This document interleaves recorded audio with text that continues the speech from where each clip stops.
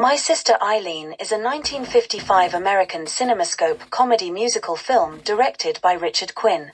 It stars Janet Leigh, Betty Garrett, and Jack Lemmon. The screenplay by Quinn and Blake Edwards is based on the 1940 play by Joseph A. Fields and Jerome Chodorow, which was inspired by a series of autobiographical short stories by Ruth McKenney originally published in The New Yorker. The play originally was filmed in 1942. This musical film is totally different from the 1953 Broadway musical Wonderful Town, though both are based on the original Ruth McKenney source material.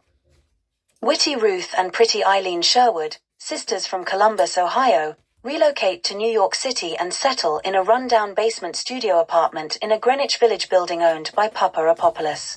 Ruth aspires to be a writer, while Eileen hopes to achieve success as an actress.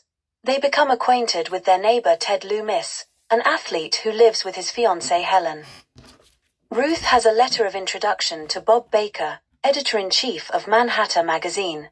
As he rushes off for vacation, he counsels her to write about things she knows rather than the artificial stories she had sent him. Meanwhile, after finding herself the target of unwanted advances from a theater producer, Eileen goes to the local Walgreens for lunch. Soda fountain manager Frank Lippincott lends her a sympathetic ear and offers his assistance, assuring her many theatrical people eat at the counter.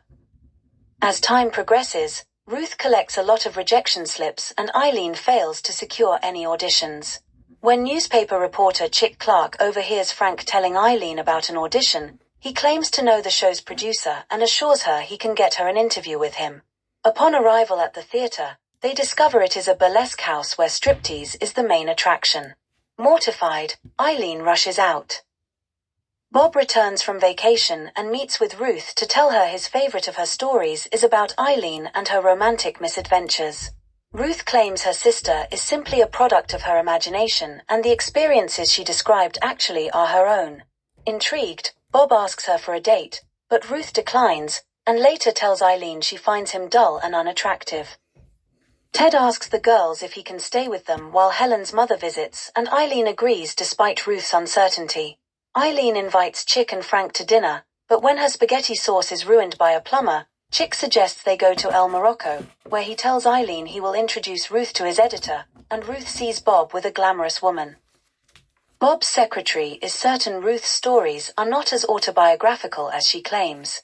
He invites her to dinner to discuss the publication of a story, and when he tries to kiss her she runs off, suggesting she may be less experienced than her stories suggest.